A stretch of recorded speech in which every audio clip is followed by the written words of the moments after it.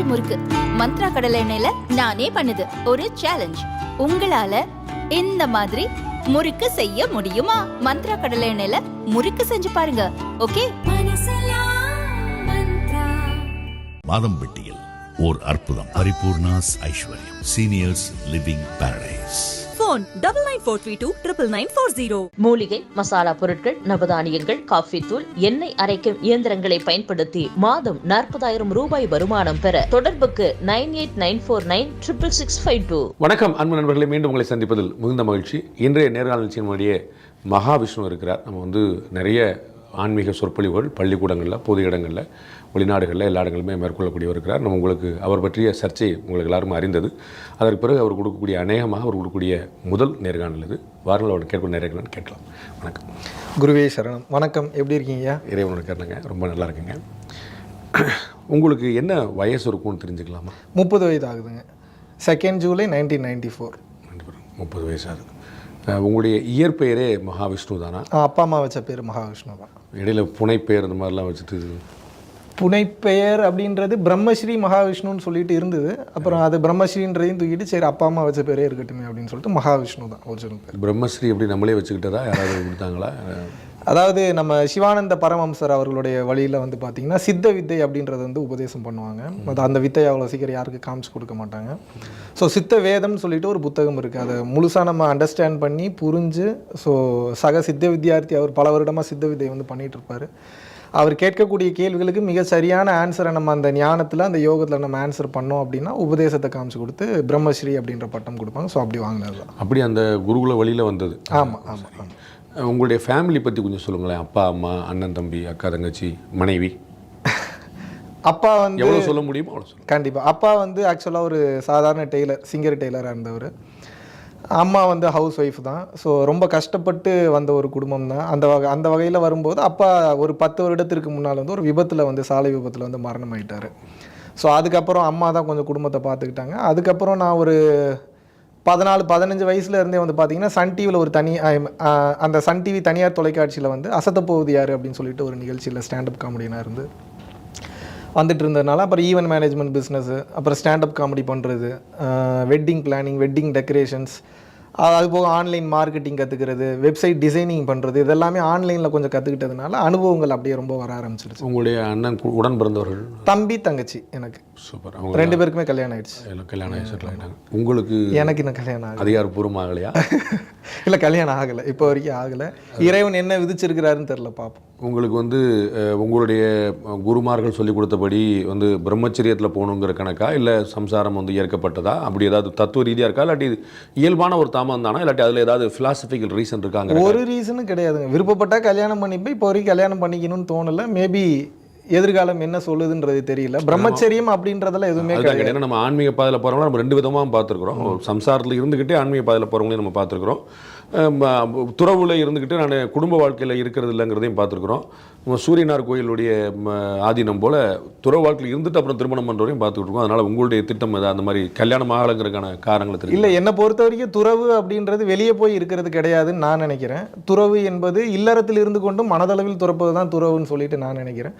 So இப்போ வரைக்கும் கல்யாணம் பண்ணிக்கணும்னு தோணலை. எதிர்காலத்தில் மேபி தோணுனா பண்ணிப்பேன். அதற்கு திருமணமான பிறகும் இப்போ இருக்கிற லைஃபையே தொடருங்கிற திட்டமா, இல்லாட்டி அதுக்கு பிறகு திரும்பி ஒரு ஈவெண்ட் மேனேஜ்மெண்ட் அந்த மாதிரி?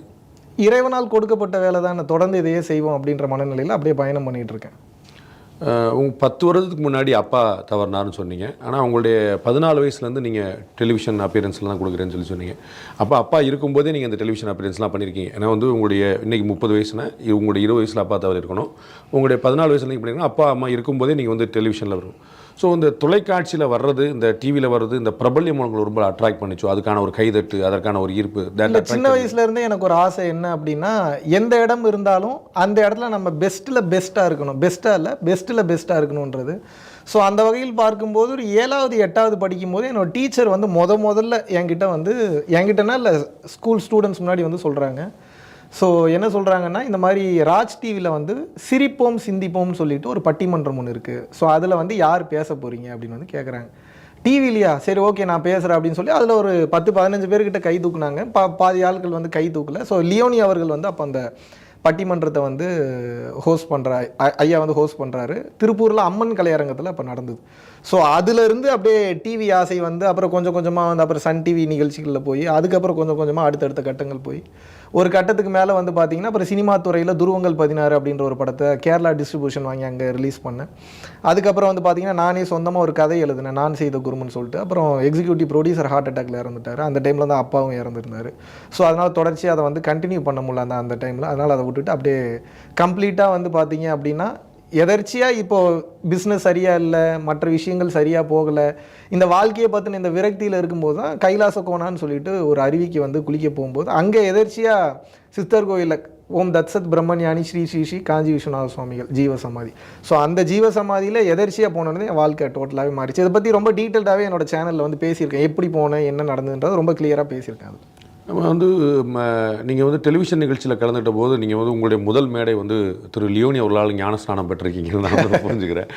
அதற்கப்புறம் வந்து டெலிவிஷன் சன் டிவி போகிறீங்க, எல்லா இடத்துலையும் போகிறீங்க. அப்போ வந்து அந்த சினிமா வந்து உங்களை ரொம்ப பெருசாக ஈர்த்திருக்கு, ஸ்க்ரீன் ரொம்ப ஈர்த்திருக்கு, ரசிகர்கள் கைதட்டுவது, ஃபேன் ஃபாலோயிங், அது நிறைய பேர் முன்னாடி கைதட்டுவது ரொம்ப ஈர்த்திருக்குன்னு புரிஞ்சுக்கலாம். 100% அதை நீ உங்கள் ட்ராவல் பூரா அப்படி தான் இருக்குது. ராஜ் டிவி, சன் டிவி, அதுக்கப்புறம் வந்து சினிமா, அப்புறம் சினிமாவில் நடிக்கிறது, அப்புறம் சினிமா தானே தயாரிக்கிறது, இது மாதிரியான உங்கள் ட்ராவல் இருந்திருக்கு. மக்கள் முன்னாடி அப்பியர் ஆகி மக்கள் இடத்துல ஆனந்தப்படுத்தக்கூடிய, மக்களை சந்தோஷப்படுத்தக்கூடிய அந்த விஷயம் எனக்கு உண்மையாகவே சின்ன வயசுலேருந்து அதில் ரொம்ப இன்ட்ரெஸ்ட், ஈடுபாடு ரொம்ப ஜாஸ்தி. ஸோ அதனுடைய காரணமாக தான் யூடியூப் சேனல் எதர்ச்சியாக மோட்டிவேட்டர் மகாவிஷ்ணுன்னு ஸ்டார்ட் பண்ணுது. அப்புறம் அது பேச பேச பேச பேச தான் எனக்கே கீழே மற்றவர்கள் கமெண்ட்ஸ் பண்ண தான் நான் பேசுகிறது ஆன்மீகம்ன்றதே எனக்கு வந்து புரிய வருது. நான் பேசுகிறது ஆன்மீகம் தான்றது தெரியாமையே, நான் பேசுகிறது ஞானம் தான்றது தெரியாமையே நான் வந்து அந்த காலகட்டத்தில் வந்து பேசிகிட்டு வந்திருக்கேன். அதுக்கப்புறம் தான் அதை வந்து அப்புறம் பிரம்மஸ்ரீ மகாவிஷ்ணு அப்புறம் சேனல் நேம் மாற்றினா, அதுக்கப்புறம் பரம்பொருள் ஃபவுண்டேஷன் மாற்றியாச்சுங்க. அப்பா அம்மா அல்லது உறவினர்கள் நண்பர்கள் யாராவது இந்த உங்களுக்கு பேச்சுக்கான பயிற்சிக்கு யாராவது துணை நின்றாங்க? அந்த மாதிரி யாருமே இல்லை.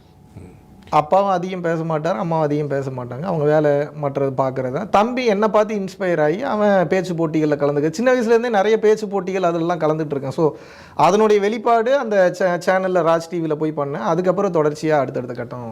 உங்களுடைய தம்பி பிரம்மஸ்ரீ ஆகலையா? அவர் தான் கேட்கணும், இப்போ வரைக்கும் ஆகலை. ஏன்னா அவர் வந்து இப்போ பிஸ்னஸில் இருக்கிறார், டெக்ஸ்டைல்ஸில் இருக்கிறாரு.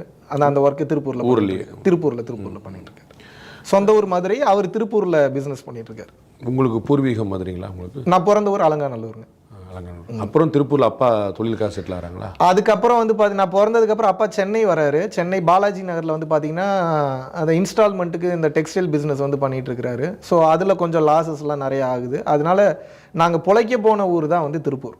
ஸோ திருப்பூரில் இருந்து தான் என்னுடைய வாழ்க்கை வந்து அப்படியே தொடங்குது. அதுக்கப்புறம் திருப்பூரில் கொஞ்ச நாள் படிக்கிறேன். அப்புறம் அப்பா அம்மாவுக்கு கொஞ்சம் சண்டை, அதனால் அப்புறம் மறுபடியும் மதுரையில் போய் எங்கள் தாத்தா கூட காய்கறி விற்கக்கூடிய அந்த தொழில் வந்து பார்த்துருக்கேன். ஸோ ஃப்ரீ டைமில் வந்து பார்த்தீங்க அப்படின்னா தாத்தா கூட போயிடுவேன் லீவ் டைமில். மற்ற நேரம் வந்து ஹாஸ்டலில் தங்கி ஸ்கூல் படிச்சுட்டு இருந்தேன். அப்புறம் மறுபடியும் அப்பா வந்து அம்மா வந்து கூப்பிட்டுக்கிட்டாரு. அப்புறம் மறுபடியும் திருப்பூர் வரேன். அப்புறம் திருப்பூர்லேருந்து அப்படியே ட்ராவல் ஸ்டார்ட் ஆகுது. ஓகே, நல்லா கன்சிக்யூட்டிவாக நமக்கு வந்து தொடர்ந்து பேச வந்துருச்சு அப்படின்னா அதை வந்து ஆன்மீகம்னு புரிஞ்சுக்கலாமா? அப்படி கிடையாது. சில பல தெரியாத புரியாத புதிர்களுக்கு, நம்மளால் முடியாத விஷயங்களுக்கு ஒரு சில பதில்கள் தானாக கிடைக்குது அப்படின்னா ஆன்மீகம்னா நான் எப்படி பார்க்குறேன்னா, ஆன்மாவை பற்றி அறியக்கூடிய அந்த கலைக்கு பேர் ஆன்மீகம் நான் பார்க்குறேன். பிற உயிர்களுக்கு வந்து சேவை செய்யக்கூடிய அந்த மனப்பான்மையை வந்து ஆன்மீகம் நான் பார்க்குறேன். என்ஜிஓ எல்லாம் ஆன்மீகம் தான் இல்லையா? அப்போ எல்லா என்ஜிஓவும் ஆன்மீகம் என்று சொல்ல முடியாது. பிறருக்கு சேவை தானே செய்கிறாங்க. இப்போது தனி ஒரு மனிதனாக இப்போ ஒருத்தர் வந்து இருக்கிறாருன்னு வச்சுப்போம். எந்தவித எதிர்பார்ப்புமின்றி தனி மனிதனாக செய்தால் அது தர்மம். அதை வந்து ஒரு ட்ரஸ்ட்டாக ஃபார்ம் பண்ணி பண்ணால், அதுவும் உண்மையான நற்கருத்தோடு பண்ணால், உண்மையான எதிர்பார்ப்பு இல்லாமல் ஒரு தன்மையோடு பண்ணால் அது ஆன்மீகம் தானே. அப்போ நம்ம வந்து மதர் தெரசாவுடைய செயலை வந்து ஆன்மீகம்னு சொல்லிடலாம். ஆன்மீகத்தில் இப்போ மகாவிஷ்ணு ஒருத்தர் சொல்கிறதான் டெஃபினிஷன் வந்து சொல்ல முடியாது. புத்தருக்கு ஒரு கருத்து இருந்தது, வள்ளலாருக்கு ஒரு கருத்து இருந்தது. இல்லை, மகாவிஷ்ணுவுக்கு ஒரு கருத்து இருக்குது, பிற உயிர்களுக்கு சேவை செய்வதே ஆன்மீகம் அப்படின்னு. அப்போ நம்ம வந்து நிறைய டாக்டர்கள் இருக்கிறாங்க, அவங்களுடைய செயலெல்லாம் நம்ம ஆன்மீகம்னு சொல்லிடலாம். நர்சஸ் இருக்கிறாங்க, அவங்களுடைய செயலெல்லாம் ஆன்மீகம்னு சொல்லிடலாம். என்ஜிஓஸ் இருக்கிறாங்க, அவங்களுடைய செயலெல்லாம் ஆன்மீகம்னு சொல்லிடலாம். மதர் தெரசா இருந்தாங்க, அவங்களுடைய செயல் ஆன்மீகம் சொல்லிடலாம். எல்லா சர்ச்சு, எல்லா மாஸ்க்கு, எல்லாருமே வந்து அந்த பணியில் இருக்கிறாங்க. இப்போ நீங்கள் மகாவிஷ்ணுவோட கருத்தை மட்டும் கேட்குறீங்க. நான் மகாவிஷ்ணுவோட தானே பேசுகிறேன். மகாவிஷ்ணுவோட கருத்தை நான் எப்படி பார்க்குறேன்னா, எதிர்பார்ப்பு இல்லாமல் நாம் செய்யக்கூடிய அந்த சேவைக்கு பேர் ஆன்மீகம் தான். அதான், அப்போ நம்ம வந்து என்ஜிஓ சரி செஞ்சாலும் அப்படி சொல்லிக்கலாம். எதிர்பார்ப்பு இல்லாமல் செய்தால் அது ஆன்மீகம் தான். சேவை தான் ஆன்மீகம். பிற உயிர்களுக்கு நாம் செய்யக்கூடிய சேவை தான் ஆன்மீகம். பிற உயிர்களுக்கு நம்ம அதை எப்படி புரிஞ்சுக்கிறது? வந்து ஒரு தனிநபருக்கா உயிருக்காங்கல என்ன ஸ்பெசிஃபிகேஷனுக்கு பிற உயிரில் நம்ம வந்து உங்களுடைய மகாவிஷ்ணு ட்ரஸ்ட்டில் நீங்கள் வந்து பரம்பொருள் ட்ரஸ்ட்டில் வந்து நீங்கள் ஆடு மாடுகள் மற்ற கால்நடைகளுக்கெல்லாம் சேவை செய்கிறீங்களா? நிறைய பண்ணிகிட்ருக்கோம். சில நேரங்களில் மாடுகளுக்கு அகத்திக்கீரை கொடுக்குறோம். சில நேரங்களில் வந்து பார்த்திங்கன்னா குரங்குகளுக்கு போய் இதுக்காகவே வாழைப்பழம் கொடுக்குறோம். சில நேரங்களில் வந்து பார்த்திங்க அப்படின்னா தெருவில் இருக்கக்கூடிய நாய்களுக்கு வந்து பிஸ்கட்ஸ் போடுவோம். இதை செய்யாத தனிநபரே இருக்க மாட்டாங்களே. தமிழ்நாட்டில் இருக்கக்கூடிய 8 கோடி பேரில் நம்ம வந்து 15 வயசுக்கு மேலே இருக்கக்கூடிய எல்லாருமே செஞ்சுட்டு இருப்பாங்க. 15 வயசு கீழே இருக்கக்கூடியவர்களுக்கும் குழந்தைகளுக்கும் அம்மா அப்பாக்கள் வந்து கொடுத்து மாட்டுக்கு ஆத்தியரை கொடு, நாய்க்கு 2 பிஸ்கட் போடு, குரங்குக்கு 2 பழம் கொடுங்கிறது நீங்கள் ஏற்காடு போனீங்கன்னா கொடுப்பாங்க, ஏலகிரி போனீங்கன்னா கொடுப்பாங்க. எல்லாத்தையும் இது வந்து எல்லா வீட்லேயும் எல்லாருமே செய்கிற விஷயம் தானே. இது எங்கே ஆன்மீகமாக அப்படி உருவெடுத்தது புரியலையே. ஆன்மீகத்தினுடைய ஒரு பகுதி முழுக்க இது எப்படி ஆன்மீகம்னு சொல்ல முடியும்? இப்போ ஆன்மீகத்தில் நிறைய இருக்குது. சரியை, கிரியை, கர்மயோகம், யோகம், ஞானம்னு சொல்கிறாங்க. பக்தியில் ஆன்மீகம் பண்ணுறாங்க, மந்திரம் சொல்லி ஆன்மீகம் பண்ணுறாங்க. கர்மயோகம் என்பது நமது உடலை வருத்தி கொண்டு திருநாவுக்கரசர் ஐயா செய்த மாதிரி உளவார பணிகள் செய்து சேவை செய்து ஆன்மீகம் செய்கிறாங்க. யோகம் என்பது மூச்சை நிறுத்தி ஏற்றி இறக்கி இருகால் பூரித்து காற்றை பிடிக்கும் கணக்கறிவார் இல்லை, காற்றை பிடிக்கும் கணக்கறிவாளருக்கு கூற்றை ஒதுக்கும் குறியதுவாமே. மூச்சை நிறுத்தியும் ஆன்மீகம் செய்கிறாங்க. ஞானப்பாதை எண்டு வந்து பார்த்தீங்கன்னா பேசி விளக்கம் கொடுத்து மனசை நிறுத்துவதற்காக ஆன்மீகம் செய்கிறாங்க. ஸோ இந்த வகையில் பார்க்கும்போது ஆன்மீகத்தை உண்மையாகவே ஒரு மனிதன் முடிஞ்ச அளவுக்கு பிற உயிர் நல்லா இருக்குன்னு செய்யக்கூடிய சேவை ஆன்மீகம் தான். அதில் மாற்று கருத்தே கிடையாது. நிறைய பேர் செய்கிறாங்கன்னா பாராட்டப்பட வேண்டிய ஒரு விஷயம் தானே. நம்ம வந்து உங்களுக்கான முதல் ஆன்மீக தேடல் எங்கே வந்துச்சு, எப்போ வந்துச்சு, என்ன வயசில் வந்துச்சு? எனக்கு உண்மையாகவே முதல்ல ஆன்மீக தேடல் இல்லை. வெளிப்படையாக சொல்லணும்னா என் கடவுள் மறுப்பாளன் தான் நான். ஏன் அந்த கேள்வி வந்தது அப்படின்னா, உண்மையாகவே கடவுள் இருக்காருன்னா அவர் நல்லவராக இருக்கணும், அவர் எல்லாரையும் பாதுகாக்கணும். ஆனால் இறைவன் வந்து ஏன் வந்து இப்போ இத்தனை பேரை இவ்வளோ தூரம் தண்டிக்கிறாரு, ஏன் இவ்வளோ தூரம் கஷ்டம் இருக்குது, ஏன் இவ்வளோ தூரம் வேதனைப்படுறாங்க மக்கள் அப்படின்ற அந்த கேள்வி இருக்கும்போது கடவுள் மேலே இருந்த அந்த நம்பிக்கை, அந்த மரியாதை வந்து போயிடுச்சு. ஆல்ரெடி நான் வீடியோவில் சொல்லியிருக்கேன் அதை, இருந்தாலும் ஷார்ட் அண்ட் ஸ்வீட்டாக உங்களுக்கு நான் புரிய வச்சிட்றேன். எதர்ச்சியாக நண்பரோட வந்து பார்த்தீங்க அப்படின்னா ஒரு அருவிக்கு குளிக்க போகிறோம், நாகலாபுரம் ஃபால்ஸ்ன்னு சொல்லிட்டு. அந்த நாகலாபுரம் ஃபால்ஸில் அன்னைக்கு அவர் இன்ஸ்பெக்டரோட பையனும் யாரோ ஒருத்தர் விழுந்து இறந்துட்டாங்கன்னு சொல்லிட்டு அவர் வந்து எங்களை ரீரூட் பண்ணி விடுறாரு. அப்புறம் வேற ஒரு அருவிக்கு போகிறோம். அங்கே போனால் ஒரு வாரத்துக்கு முன்னாடி வேற ஒரு பையன் வந்து அந்த அருவி பேர் ஞாபகம் இல்லை, கீழே விழுந்து இறந்துடுறான். சரி என்னடா இது, இந்த இடத்துலையும் வந்து வேற ஒருத்தவங்க விழுந்து இறந்துட்டாங்களேன்னு சொல்லிட்டு அவர் சரி திருப்பதி போகலாம் அப்படின்னு சொல்லிட்டு கிளம்பலான்னு போகும்போது இல்லை பக்கத்தில் கைலாச கோணான்னு ஒரு அருவி இருக்குது, அகத்தியர் பிரதிஷ்டை பண்ண லிங்கம் இருக்குது, நீ அங்கே போங்க அப்படின்னு வந்து சொல்கிறார். சரி ஓகே அப்படின்னு சொல்லிட்டு நானும் அங்கே வந்து போகிறதுக்கு அப்படியே ட்ராவல் பண்ணி உள்ளே போகிறேன். உள்ளே போகும்போது இது நடக்கிறதுக்கு கரெக்டாக வந்து ஒரு 3-4 மாதத்துக்கு முன்னாடி தமிழ் சினிமாவில் ஒரு மிகப்பெரிய பிரபலத்தோட ரொம்ப க்ளோஸாக இருக்கக்கூடிய ஒரு நபர் ஒருத்தர், கோபி அப்படின்னு சொல்லிட்டு அவருடைய பேர். அவர் டக்குன்னு ஒரு நாள் எனக்கு கால் பண்ணி என்ன சொல்கிறாரு அப்படின்னா, காரில் ட்ராவல் பண்ணிட்டு போயிட்டுருங்க, நீங்கள் நான்வெஜ் விட்டுருங்க அப்படிங்கிறார். திடீர்னு ரேண்டமாக கால் பண்ணி நான்வெஜ் விடுங்கிற. எனக்கு அவர் மேலே கொஞ்சம் வந்து மரியாதை, என்னடா திடீர்னு கால் பண்ணி நான்வெஜ்ஜை விடுன்றாரு அப்படின்னு சொல்லிட்டு சரிங்க விட்டுறேன்ட்டேன். ஏன்னா அது நான் அவர் மேலே வச்சுருக்கக்கூடிய ரெஸ்பெக்ட்டு. அதுலேருந்து கரெக்டாக அந்த 2வது 3வது மாதன்றப்ப இந்த மாதிரி சம்பவம் நடக்குது. உள்ளே போனால் அப்புறம் என்ன வயசு இருக்குங்க? இன்னும் ஒரு 5-6 இயர்ஸ் முன்னாடி இருக்கும்னு நினைக்கிறேன். எக்ஸாக்டாக வயது ஞாபகம் இல்லை. இப்போ தான் இந்த சினிமா 24-25 வயசு அந்த டைமில் தான். அப்போது மேலே வந்து போகலான்றக்கா போகிறேன். அவ்வளோ நாள் நான்வெஜ் சாப்பிடாதவனுக்கு எனக்கு அங்கே அந்த கைலாச கோண அருவி போனவுடனே அந்த ஸ்மெல் வந்து இழுக்குது. ஏன்னா கீழே வந்து நல்லா நான்வெஜ் விதவிதமாக சமைச்சு வந்து வச்சுருக்காங்க. ஸோ எங்ககிட்ட இருக்கிற பணத்தில் சரி அப்போ நான்வெஜ் சாப்பிட வேணான்னு முடிவு பண்ணியாச்சு. சரி ரொம்ப நாள் ஆச்சு இன்றைக்கி நான்வெஜ் சாப்பிடுவோன்னு சொல்லிட்டு கீழே ஒரு 400-500 என் ஃப்ரெண்டு கொடுத்து நல்லா சமைச்சு வைங்க கோழியை அப்படின்னு சொல்லிட்டு வரான். மேலே போய் குளிக்கலான்னு சொல்லிட்டு போகிறோம். வழக்கமாக குளிக்கக்கூடிய அந்த அருவியில் போய் குளித்தோம்னா ஏகப்பட்ட கூட்டம், கொஞ்சம் கம்ஃபர்டபுளாக இருக்கான்னு சொல்லி மலை மேலே ஏறி போய் அந்த தண்ணி வரக்கூடிய இன்னொரு இடம் இருக்குது. அந்த தண்ணி வரக்கூடிய அந்த இடத்துல போய் உள்ளே உட்காந்து குளிச்சுட்டு இருக்கோம். அப்போ 4-5 பசங்க வந்து திருடுறக்காக வரானுங்க, அந்த ஏரியா பசங்க. அதை நாங்கள் நோட் பண்ணிட்டோம். அப்போ நாங்கள் அங்கே இருக்கக்கூடிய தமிழர்கள்லாம் ஒரு டீம் ஃபார்ம் பண்ணி அவனுங்க திருடாமல் பார்த்துட்ருக்கோம். இவனுங்களும் போகிற மாதிரி தெரியல. ஒரு கட்டத்தில் கடுப்பாய் சரி கிளம்பலாம் அப்படின்னு சொல்லிட்டு கிளம்பி போகலான்னு சொல்லி போகும்போது இப்போ வந்து மைண்டில் ஓடிட்டுருக்கு, கீழே நான்வெஜ் இருக்குது சாப்பிட்லாம். ஏன்னா ரொம்ப நேரம் தண்ணியில் ஆடி இருக்கும். ஸோ அந்த பசி வேறு. சாப்பிட்லான்னு போகும்போது வந்து பார்த்தீங்கன்னா கரெக்டாக அந்த மலையை கிராஸ் பண்ண போகும்போது ஒருத்தர் என்ன மேலே வா அப்படின்னு கூப்பிட்ற மாதிரி ஏதோ ஒரு வாய்ஸ் வந்து எனக்குள்ளே கேட்குது. என் லைஃப்லேயே அப்படி வந்து நான் கேட்டதே கிடையாது. ஃபர்ஸ்ட் டைம் யாரா மேலே வா சொல்லுவாங்க. அசரீரியா என்னன்னு தெரில. ஆனால் வந்து எக்ஸாக்ட்லி என்னை யாரோ கூப்பிட்டாங்க, எனக்கு அது நல்லாவே ஞாபகம். உடம்பற்ற குரலுக்கு சரீரம் இல்லாத ஒரு வாய்ஸ் வந்து கூப்பிடுது. என் கூட இருந்தவங்க பேர் கூட சொல்கிறேன். என் கூட இருந்த ஒருத்தர் பேர் மாரி ராஜகுமாரன். அவருடைய மேனேஜர் ஒருத்தர் இருந்தார், ராயல் பேங்க் ஆஃப் ஸ்காட்லாண்டோட ஒலிம்பியா டெக் பார்க் அந்த பிரான்ச்சில் தான் அசிஸ்டன்ட் மேனேஜர். அவர் பேர் வந்து பார்த்தீங்கன்னா வசந்த். இவன் எனக்கு நண்பன், மாறி எனக்கு நண்பன், இவரோட நண்பன் அவர் எனக்கு அப்போவே ஃபேனாக இருந்தார். ஏன்னா அந்த சினிமா துறை அதெல்லாம் இருந்துக்காட்டி நான் பேசக்கூடிய அந்த ஸ்பீச்லாம் பார்த்து கொஞ்சம் நல்ல நண்பர் அவர். என்னை யாரோ மேலே கூப்பிட்ற மாதிரி இருக்கேன், நான் மேலே போகிறேன் அப்படின்னு வந்து சொல்கிறேன். உடனே இவங்க 2 பேரும் என்ன சொல்கிறாங்க, யாருப்பா அவனை மேலே கூப்பிட்றது, சிக்கன் ரெடியாக இருக்கு, என்ன மேலே போகலான்ற. இல்லை யாரோ கூப்பிட்றாங்க, நான் மேலே போகிறேன்னொன்னே சரி உனைய விட்டுட்டு நாங்கள் எங்கே போய் சாப்பிட்றவா, நாங்களும் வரோன்னு சொல்லிட்டு இவங்க மேலே வராங்க. அப்புறம் மேலே ஏறி போனால் ஒரு 60-70 படிக்கட்டு தான் இருக்காது, அதுக்கு மேலே இருக்காது. மேலே போனால் உள்ளுக்குள்ளே அந்த சமாதிக்கு உள்ளே வந்து நிறைய பேர் உட்காந்து காய்கறி கட் பண்ணிகிட்டு இருக்காங்க, சமைச்சிட்டு இருக்காங்க. ஒரு 10-15 பேர் என்னென்னமோ பண்ணிகிட்டு இருக்காங்க. என்னடா ஏதோ பில்டிங் ரொம்ப பழைய பில்டிங் மாதிரி இருக்குது, நம்ம கொஞ்சம் மாடர்னான ஆள், அப்போது சினிமா அப்படி இப்படி சுற்றிட்டு இருந்த ஒரு ஆள். இவ்வளோ அர்ப்பணிப்போட இங்கே உட்காந்து யார் என்ன பண்ணிகிட்டு இருக்காங்க, உள்ளே போகலான்ட்டு காய்கறி கட் பண்ணிகிட்டு இருக்கிறவங்க கேட்குற உள்ளே வரலாமாங்க அப்படின்னு சொல்லிட்டு கேட்குறேன். வாங்க உள்ளே வாங்க அப்படின்னு உள்ளே போனால் ஓம் தத்சத் பிரம்மஞானி ஸ்ரீ ஸ்ரீ ஸ்ரீ காஞ்சி விஸ்வநாத சுவாமிகள் ஜீவசமாதி அப்படின்னு சொல்லிட்டு போட்டிருக்கு. சின்ன வயசுலேருந்து இளங்கோன்னு ஒரு மாஸ்டர் வந்து எனக்கு யோகா ஆசனங்கள் சொல்லி கொடுப்பார். பட் மெடிடேஷன் வந்து யாருக்குமே சொல்லி கொடுத்ததில்லை. எனக்கு மெடிடேஷன் பண்ணியுமே பழக்கம் இல்லை. ஒரு 2 மினிட்ஸ் மேலே உட்கார முடியாது என்னால். அப்போ என்னன்னா மறுபடியும் உள்ளே போன உடனே இந்த மேனேஜர் மட்டும் வெளியே உட்காந்துக்கிட்டார், என் நண்பன் மட்டும் உள்ளே வந்துட்டான். உடனே வந்து உள்ளுக்குள்ளே மறுபடியும் உள்ளவான்னு கூப்பிடுது. உள்ளுக்குள்ளே வந்து அந்த வாய்ஸ் கேட்குது, என்னடா இது எடுத்தோடனே எப்படி நம்ம உள்ளே போகிறது, அது கர்ப்பகிரகம் மாதிரி வேறு இருக்குது, கருவறை மாதிரி வேறு இருக்குதுன்னு சொல்லிட்டு ஒரே டவுட். உடனே உள்ளே போகலான்னு போகிறேன். அந்த கோயில் அர்ச்சகர் அங்கே இருக்கக்கூடிய ஒருத்தர் வந்து பெருமாள் ஐயான்னு சொல்லிட்டு ஒருத்தர் இருந்தார். அவர் தடுத்து நிறுத்துற, எங்கே போகிற உள்ள அப்படின்னு கேட்டார். இல்லை யாரோ என்னை உள்ளே கூப்பிட்றாங்க, நான் போகணும், உள்ளுக்குள்ளே உபயதாரர்கள் மட்டும்தான் அலவுட்டு, நீ உள்ளே போகக்கூடாது, வெளியே இருந்து சாமி கும்பிடுப்பா அப்படின்னோடனே அப்படின்னு சொல்லிட்டு அப்புறம் பேசாமல் போய் உட்காந்து கண்ணை மூடிட்டேன். கண்ணை திறக்கிறேன், மறுபடியும் அவர் என்னை கூப்பிட்றாரு, வா இங்கே அப்படிங்கிறார். நான் உடனே கேட்குறேன், சொல்லுங்க யார், நீ எங்கேருந்து வர? இல்லை இந்த மாதிரி சினிமா துறையில் இருக்கேன், சென்னையிலேருந்து வர. சினிமா துறைங்கிற எப்படி 1 மணி நேரம் மெடிடேஷன் பண்ணுறேன்னு கேட்டேன். எனக்கு ஷாக். கண்ணை மூடி கண்ணை திறக்கும் போது தான் தெரியுது, கிட்டத்தட்ட 1 மணி நேரம் என்னையே அறியாமல் கண்ணை மூடி உட்காந்துருக்கேன்ற பேர். இல்லைங்க கீழே வரும்போது யாரோ என்னை மேலே வான்னு கூப்பிட்டமா இருந்தது, அதனால தான் நான் மேலே வந்தேன் அப்படின்னோடனே அவர் மேலேயும் கீழேயும் பார்க்குறாரு. பார்த்துட்டு சரி உள்ளே வா அப்படின்னு சொல்லிட்டு உள்ளே அவரே கூப்பிட்டு போகிறாரு. உள்ளே கூப்பிட்டு போய் தீபாதாரணம் முதல்ல அவர் காட்டுறாரு. அதுக்கப்புறம் என்ன தீபாதாரணை காட்ட சொல்கிறாரு, நானும் காட்டுறேன்.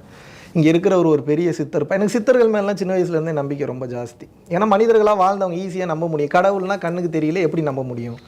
அப்போ நான் வந்து அவர்கிட்ட வந்து என்ன கேட்டாலும் உனக்கு கொடுப்பாரு, கேளு அப்படின்னாரு. நீங்கள் நம்ப மாட்டீங்க, படம் டேக் ஆஃப் ஆகலை, ப்ரொடியூசர் இறந்துட்டார், அப்பாவுக்கு இந்த பிரச்சனை, கடன் பிரச்சனை, இத்தனை பஞ்சாயத்துக்கு நடுவில் பணங்காசு பேரு புகழ் வசதி தான் நான் கேட்கணும். ஆனால் என் வாயிலிருந்து வந்த முதல் வார்த்தை என்னென்னா, ஐயா எனக்கு ஞானத்தை கொடுங்க அப்படின்னு சொல்லி கேட்குறேன். அந்த வார்த்தை முடித்த உடனே ஆட்டோமேட்டிக்காகவே பெல்லை வந்து அவர் மனசுக்குள்ளே நினைக்கிற பெல்லு கரெக்டாக அந்த டைமிங்க்கு வந்து மேட்ச் ஆகுது. டிங்குன்னு அடிக்கிறாப்புல வெளியே போகிறேன். அந்த பெருமாள் முதலியாரோட பையன் சிதம்பரம்னு சொல்லிட்டு அவர் பேர். சினிமா காட்சிகள் மாதிரியே இருக்கு. என்னால் நம்பவே முடியலங்க, உண்மையாகவே நடந்தது தான். இதில் தான் சொல்லுவாங்க, அந்த காதலியை பார்த்தோன்னே பின்னாடி பல்பு. உண்மையாகவே எல்லாமே டைமிங்கில் நடக்குது, எல்லாமே டைமிங்கில் நடக்குது. வெளியில் வர சிதம்பரம் ஐயா வந்து ஞானம்னா என்னன்னு தெரியுமான்னு கிளாஸ் எடுக்கிறாரு. அடுத்த ஷாக் எனக்கு. நான் உள்ளுக்குள்ளே ஞானத்தை கொடுங்கன்னு கேட்குறேன். ஞானம்னா என்னன்னே தெரியாமல் ஞானத்தை கொடுங்கன்னு கேட்குறேன். வெளியே வந்தோடனே ஞானம்னா என்னன்னு ஒரு 1/2 மணி நேரம் கிளாஸ் எடுக்கிறார். சிதம்பரம் ஐயா யாரு? இவர் பெருமாள் அவருடைய பையன் அவர். ஸோ அவர் அப்படியே கிளாஸ் எடுக்கிறாரு. அப்படியே உட்காந்து எனக்கு ஷாக்காக, நம்ம எவ்வளோ நாள் வாழ்க்கையை வேறு மாதிரி பார்த்தா இதுக்கு வேற ஒரு டெஃபினிஷன்லாம் கொடுக்குறாங்க. ஓ இதுக்கு பேர் தான் ஞானமான்றது புரியுது. அப்போ அங்கேருந்து கிளம்பி வரும்போது 500 ரூபா வந்து நீங்கள் அன்னதானத்துக்கு கொடுத்துக்கணும், நீங்கள் சாப்பிட்டு தான் போகணுங்கிறாரு. அப்புறம் வெஜ்ஜு சாப்பிட்றேன், கீழே போய் அப்புறம் நான்வெஜ் சாப்பிடவே இல்லை. அப்புறம் எங்கே போய் சாப்பிட்றதுக்கு மூடு வருது. ஏன்னா அவர் நான்வெஜ்ஜை பற்றிலாம் பேசுகிறாரு. இதுக்கப்புறம் எங்கே போய் நான் நான்வெஜ் சாப்பிட போகிறேன், அதோட விட்டுட்டேன். அப்புறம் கிளம்பி போனால் அடுத்த வாரமே மறுபடியும் அங்கே போகணும்னு தோணுது. நான்வெஜ் சாப்பிட்டா ஞானம் வராதுன்னு சொல்கிறாரா? அப்படின்னு சொல்லலை. நான்வெஜ் சாப்பிடாம சர்ச்சை வந்துருமோன்னு யோசிக்கிறீங்களோ? இல்லை அப்படி சொல்லலை. நான்வெஜ் அவர் சாப்பிடாம இருந்ததுன்னா ஆன்மீகத்துக்கு ரொம்ப உபயோகமாக இருக்கும்னு அவர் உபதேசம் பண்ணது. ஒவ்வொரு சித்தர்கள் ஒவ்வொரு மாதிரி சொல்கிறாங்க. இப்போ பரஞ்சோதி மகான் ஐயா வந்து இருந்தார். அவர் கடைசி வரைக்கும் நான்வெஜ் சாப்பிட்டுட்டு தான் இருந்தார். வேதாத்ரி மகரிஷி ஐயாவுக்கு தீட்சை கொடுத்தவர். அவரும் நல்ல நிலை அடைந்து முக்தி நிலை அடைந்தவர் தான். நான்வெஜ்ஜை சாப்பிட்டுட்டு நல்ல நிலை அடைந்த சித்தர் பெருமக்கள் இருக்கிறாங்க. முழுக்க ஜீவகாருண்யத்தை கட் பண்ணணும்னு சொல்கிற சித்தர் பெருமக்கள் இருக்காங்க. அவர் என்ன மனநிலையில் இருந்தாருன்றது எனக்கு தெரியல. மறுபடியும் அடுத்த வாரம் அது பெரிய கதைங்க, போனால் ரொம்ப லென்த்தாக போகும். அதுதான் தெரிஞ்சுக்க விரும்புகிறேன். சொல்லணுமா? ஓகே ஓகே, எனக்கு நேரம் இருக்குது, உங்களுக்கு இருக்குமான்னு தெரில. மறுபடியும் அப்புறம் அடுத்த வாரம் வந்து இங்கே இந்த வாரம் இது ஏதோ வித்தியாசமான இடமா இருக்குது, அது போயே ஆகணுன்றக்க மறுபடியும் கிளம்பி வரேன். மறுபடியும் கிளம்பி வந்தோடனே நம்ப மாட்டீங்க, சமீபமாக அந்த கும்பாபிஷேகம் ஏதோ பண்ணியிருப்பாங்க போல். அதோட 48வது நாள் கரெக்டாக அடுத்த ஞாயிற்றுக்கிழமை முடியுது மண்டலம். ஒரு மண்டலம் முடியுது அப்படின்னு சொன்னால் அப்புறம் போய் உட்காந்து அப்போ பெருமாள் ஐயா என்னை கரெக்டாக கண்டுபிடிச்சிட்டாரு. வா உட்காரு, வா முன்னாடி வந்து உட்காரு, வா நீ வந்து இந்த பூஜை பண்ணுற இடத்துல உட்காரு. அப்புறம் அவர் மந்திரம்லாம் சொல்கிறாரு. இப்படியே உட்காந்து ஒவ்வொன்றும் நான் நல்லா அப்சர்வ் பண்ணுவேன். சின்ன வயசுலேருந்து அப்சர்வ் பண்ணுவேன். ஒவ்வொன்றையும் அப்சர்வ் பண்ணிக்கிட்டே இருக்கேன். ஒரு நல்ல ஒரு 89-90 வயசான ஒரு ஐயா வந்து என்னை கூப்பிட்டாருங்க வாடா அப்படின்னு கூப்பிட்டார். நான் அவர் பக்கத்தில் போய் உட்கார்றேன். நான் ஃபோட்டோ இருக்க அப்புறமா நான் உங்களுக்கு நான் அனுப்புகிறேன் பாருங்கள். இன்ஃபேக்ட் அவர் பேசின ஆடியோவுமே இப்போ வரைக்கும் வச்சுருக்கேன். நான் இது வரைக்கும் யார்கிட்டையுமே நான் கொடுத்ததே இல்லை. நீங்கள் விருப்பப்பட்டீங்கன்னா சாணக்கியா சேனலுக்காக நான் வந்து எக்ஸ்க்ளூசிவாக அந்த ஆடியோவை நான் உங்களுக்கு கொடுக்குறேன். கிட்டத்தட்ட இது இந்த மாதிரி என்னைக்காவது தேவைப்படும் அதை நான் ரெக்கார்ட் பண்ணி வச்சுருக்கேன். ரொம்ப கம்மியாக தான் கேட்கும் வாய்ஸ் அவர் எனக்கு பண்ண உபதேசத்தை. உட்கார வச்சு அவர் என்ன சொல்கிறாரு அப்படின்னா, நீ சின்ன வயசுலேருந்து யோகாலாம் பண்ணுவியானு ஷாக் ஆகுது எனக்கு. என்னடா இது யோகாலாம் பண்ணுவியான்னு இவ்வளோ கரெக்டாக கேட்குறேன். நான் யோகா பண்ணுறது யாருக்குமே தெரியாது அங்கே இருக்கிறேன். ஆமாம் பண்ணுவீங்க, உங்களுக்கு எப்படி தெரியும்? உள்ளே இருக்கிறவர் உனக்கு சில பொருள் எல்லாம் கொடுக்க சொல்கிறாரு, கொடுக்குறேன், போகிற வழியில் கீழே தூக்கி போட்டு போயிடாத அப்படின்னாரு. எனக்கு புரிஞ்சிருச்சு ஏதோ பேச போகிறாரு அப்படின்னு சொல்லிட்டு. ஆனால் பொதுவாகவே யாராக இருந்தாலுமே கதை சொன்னால் கேட்பேன். இது ஆன்மீக ரீதியாக பேசுகிறாங்கன்னு எனக்கு ரொம்ப செவிகள் வந்து ஓப்பன் டு இயர்ஸ் ஆகிடுச்சு. ஏதோ சொல்ல போகிறாருன்றது தெரிஞ்சிருச்சு. அவள் ஆரம்பித்த வார்த்தை என்ன அப்படின்னா, நீ தானம் செய் அப்படின்னாரு. நான் கேட்டேன், ஐயா நிதானமாக இருக்க சொல்கிறீங்களா ஐயா அப்படின்னு சொல்லி கேட்டேன். பரவாயில்லையே உனக்கு இவ்வளோ புரியுதா, சரி உனக்கு நான் விளக்கம் கொடுக்குறேன் கேளு அப்படின்னு சொல்லி ஆரம்பிக்கிறாருங்க. கிட்டத்தட்ட 1.5 மணி நேரம் என் வாழ்க்கையவே புரட்டி போடுற மாதிரியான விஷயத்தெல்லாம் பேசுகிறான். மிரண்டு போயிட்டேன். என்னடா வாழ்க்கை இப்படிலாம் இருக்குமா, இப்படிப்பட்ட அண்டர்ஸ்டாண்டிங்லாம் இருக்குமா? அர்ஜென்ட்டாக யூரின் பாஸ் பண்ணணும். 1.5 மணி நேரத்துக்கு மேலே அவர் கண்டென்ட் கண்டினியூ ஆகுது. நான் உடனே ஐயா தப்பாக எடுத்துக்காதீங்க, என்னப்பா யூரின் பாஸ் பண்ணிட்டு வந்துடுறேன் நான். சரி போயிட்டு வான்னு சிரிச்சுக்கிட்டே அனுப்புகிறார். யூரின் பாஸ் பண்ணிட்டு வெளியே வர என்னை ஒரு 5 பேர் 6 பேர் சுற்றி நின்றுட்டாங்க. என்னங்கன்னா அவர் யார் தெரியுமா உங்களுக்கு, அவர் மட்டும் என்னங்க பேசினார்? அவர் ஆரம்பிக்கும் போது என்கிட்ட சத்தியம் வாங்கிட்டு தான் ஆரம்பித்தார். ஒரு குறிப்பிட்ட வயசு வர வரைக்கும், பக்குவம் வர வரைக்கும் அதை நீ யாருக்கும் சொல்லக்கூடாது, டைம் வரும்போது தான் மற்றவங்களுக்குலாம் நீ சொல்லணும்னு வந்து சொல்லிட்டாரு. யார் தெரியுமாப்பா அவர் யார்? காஞ்சி விஸ்வநாத சுவாமிகள் ஜீவசமாதி ஆனப்போ அவரை குழியில் இறக்கி கூட இருந்து எல்லாம் பண்ணதே அவர் தான். அவர் சாமி வந்து இவரை மட்டும்தான் தொட விடுவார், வேறு யாரையும் தொட விட மாட்டார், மற்ற ஆளுங்கிட்ட பேசவே மாட்டார். அரக்கோணம் பக்கத்தில் சித்தேரின்ற கிராமத்தில் தான் அவரோட வீடு. அவர் வந்துட்டு இவ்வளோ தூரம் உட்காந்து பேசுகிறாருன்னா எங்களுக்கு ஷாக்கிங்காக இருக்குது. போய் உட்காந்து கேளு அப்படிங்கிற. மறுபடியும் ஒரு 2 மணி நேரம் இங்கே ஒரு ஞானம் பெற்றுட்டீங்க அந்த இடத்துல. ஞானமானு தெரியல, ஆனால் வாழ்க்கையோட வேறு பகுதியை பார்க்குறேன் நான். இப்படியும் பார்க்க முடியும் இந்த பார்வை அப்படின்றத புரிஞ்சுக்க. மறுபடியும் ஒரு 2 மணி நேரம் இடையில நீங்கள் சொல்லும்போது இதான் சரியை இதெல்லாம் கிரியை அப்படின்னீங்களே, அதெல்லாம் என்னது? எல்லாம் ஒரு கேள்விப்படாத வார்த்தையில் இருக்குது. அது நீங்கள் கேள்விப்படாத வார்த்தை. நான் அது எப்படி சரியைன்னு என்ன பண்ணுறது, கிரியைன்னு என்ன பண்ணுறது, அது எப்படி செய்கிறது, அதெல்லாம் ஞானத்துக்கு எப்படி தேடி போகிறது? உங்களுக்கு ஒருத்தர் வந்து சொல்லி கொடுத்துட்டு போயிட்டார், எங்களுக்கு யார் சொல்லிக் கொடுப்பா? நீங்கள் சொல்லிக் கொடுங்க. இல்லை, என்னை பொறுத்த வரைக்கும் சரியை அப்படின்னா நான் அதுக்கப்புறம் தேடுதல் தானே. இப்போ ஐயாவே எல்லாத்தையும் சொல்லி கொடுத்துட்டாருன்னு சொல்ல முடியாது. அதுக்கப்புறம் கிட்டத்தட்ட ஒரு 100-150 ஜீவசமாதி மேலே தமிழ்நாடு ஃபுல்லாக சுற்றி இருப்பேன். அப்புறம் வேதாந்த பிரம்ம ரகசியம், கடப்பை சச்சிதானந்த யோகேஸ்வரர், பெங்களூர் கடப்பா சுவாமின்னு சொல்லுவாங்க, அவர் எழுதின அந்த புத்தகம் வந்து படிச்சிருக்கேன். அப்புறம் திருக்குறள் ஓரளவுக்கு ஆழமாக போய் படிச்சிருக்கேன். இது மாதிரி நிறைய ஞான விளக்கங்கள், ஞான நூல்கள்லாம் கொஞ்சம் கொஞ்சம் படிக்க அதுக்கப்புறம் தான் இந்த வேதம்னா என்ன, ஞானம்னா என்ன, மெய்ப்பொருள்னா என்ன, அப்புறம் நிறைய உபதேசங்கள், நிறைய குருமார்கள் நல்லா சேர்ந்தாப்புல பேச தெரியறதும், பழைய தமிழ் நூல்கள்லேருந்து 4 பாசுரம் சொல்கிறதும் வந்து ஞானத்தில் சேர்ந்துருமா, குருமாரில் ஆயிடலாமா? நம்ம அந்த மாதிரி அப்படிலாம் ஒன்றும் இல்லை. நம்ம பார்த்துருக்குறோம். வந்து சிவசங்கர் பாபா கேள்விப்பட்டிருப்பீங்க. அவர் தமிழ் ஆசிரியராகவே இருந்தவர். அவர் கம்பராமாயணத்துலேருந்து திருக்குறள்லேருந்து அவ்வளோ எடுத்து விடுவார். அவ்வளோ ஆச்சரியமாக இருக்கும். அப்போ இன்றைக்கி அவரை கடவுளாக பார்க்குறவங்க நிறைய பேர் இருக்கிறாங்க. அப்போ நல்ல 4 புஸ்தகம் படிச்சிட்டோம்னா கடவுளாயிடலாம் போல தெரியுது.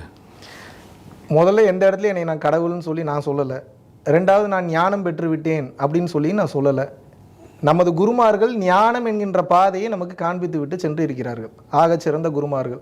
அந்த ஞான பாதையை எனக்கு புரிந்த அளவுக்கு என்னை சார்ந்தவர்களுக்கு, என்னை விரும்பி வருபவர்களுக்கு நான் ஒரு ஞான பாதையை காட்டுறேன்.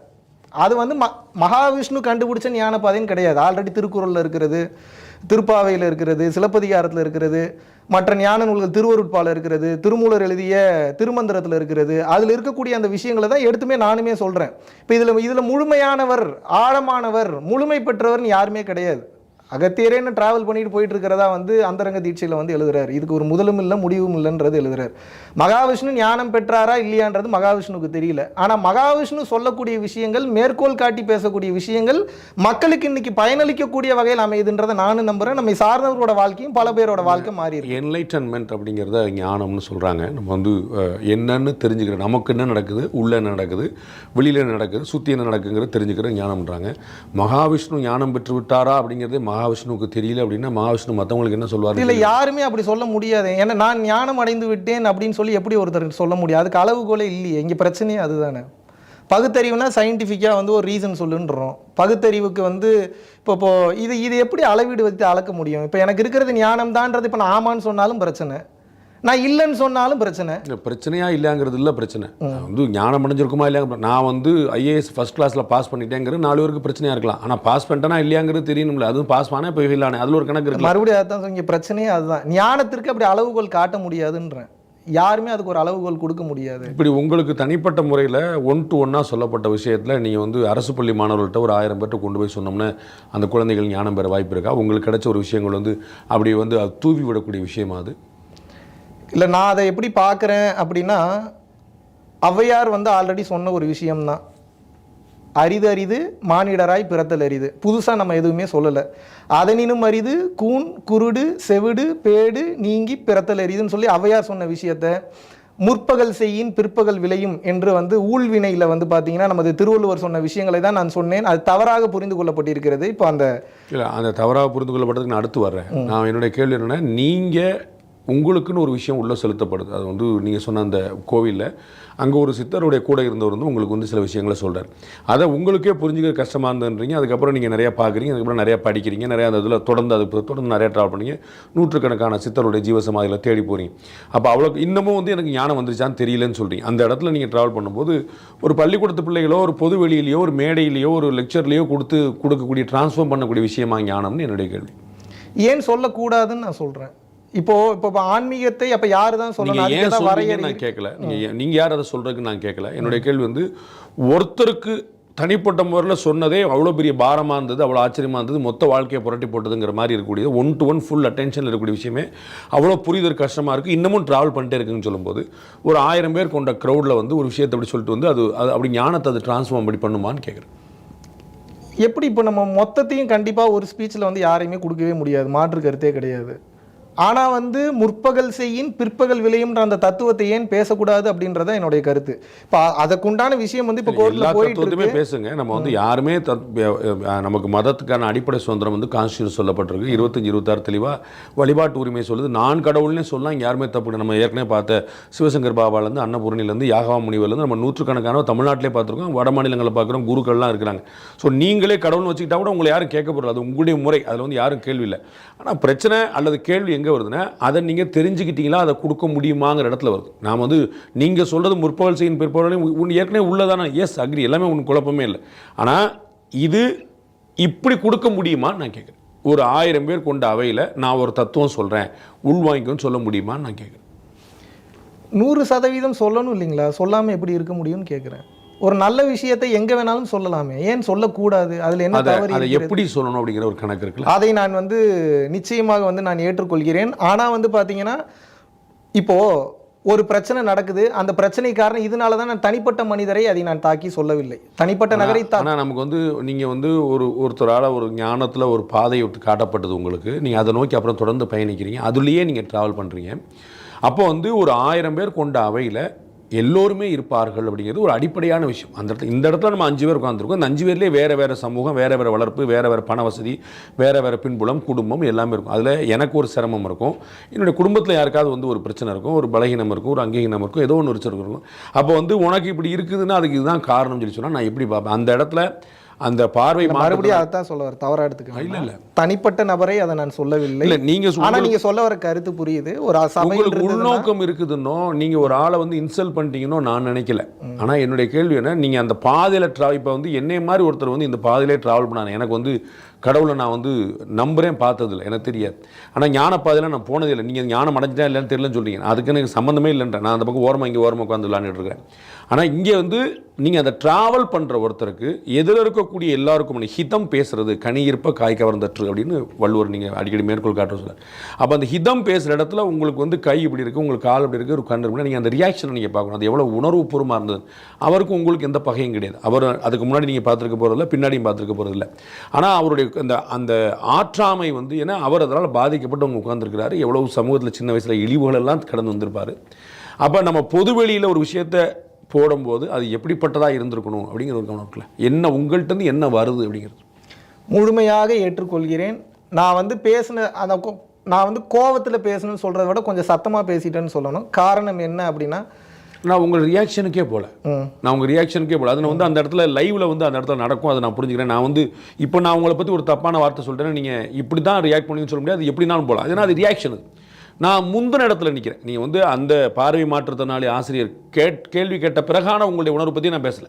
நான் அப்படித்தான் பேசுவேன்னு சொல்கிறதோ அது என்ன தப்புன்னு சொல்கிறோம் அதெல்லாம் அது வந்து அரசியல். அது நான் அதுக்கு முன்னாடி தருணத்தில் நிற்கிறேன்.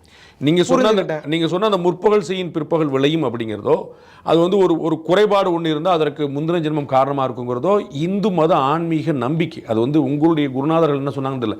இந்த மதத்திலே சொல்லப்பட்டிருக்கு காலகாலமாக. நீங்கள் சொன்ன மேற்கோள் காட்டினா போல எல்லாருமே சொல்லியிருக்காங்க, வள்ளுவர்லாம் எல்லாருமே சொல்லியிருக்காங்க, அதில் குழப்பம் இல்லை. ஆனால் அதை சொல்கிற விதம் அதுவும் பொது இல்லை. இப்போ நீங்கள் ஏன்ட்ட தனியாக பேசுகிறீங்க, ரெக்கார்டிங் நடக்கலை, என்கிட்ட தனியாக பேசுகிறீங்க, அப்போ நீங்கள் என்னன்னாலும் சொல்லலாம், அதில் ஒன்றும் பிரச்சனை எனக்கும் உங்களுக்குமானது. ஆனால் ரெக்கார்டிங் நடக்கும் போதே இது 1000 பேர்கிட்ட போகும், 1,00,000 பேர்கிட்ட போகுங்கிற ஒரு கவனம். அது பொதுவெளியில் தான் நீங்கள் பேசுகிறீங்க, அதுவும் பிள்ளைகள்கிட்ட பேசுகிறீங்க. நீங்கள் வந்து ஒரு 13 வயதில் இருக்கக்கூடிய டீனேஜில் கூட பிள்ளைகள் இருக்குது. அந்த பிள்ளைகளில் 4 பேருக்கு சிரமம் இருக்கலாம், அந்த பிள்ளைகளுடைய வீட்டில் 4 பேருக்கு சிரமம் இருக்கலாம். அப்போ உனக்கு இப்படி தான் அப்படின்னு சொன்னால் ஹவு தே வில் அண்டர்ஸ்டாண்ட். இல்லை பேசி முடிக்கவே விடலையே, பேசி முடிக்க விட்டு சரி பண்ணியிருப்பானே, என்னை மாதிரி அங்கேயும் பண்ணிட்டாங்களோ அப்படின்னு சொல்ல முடியாது.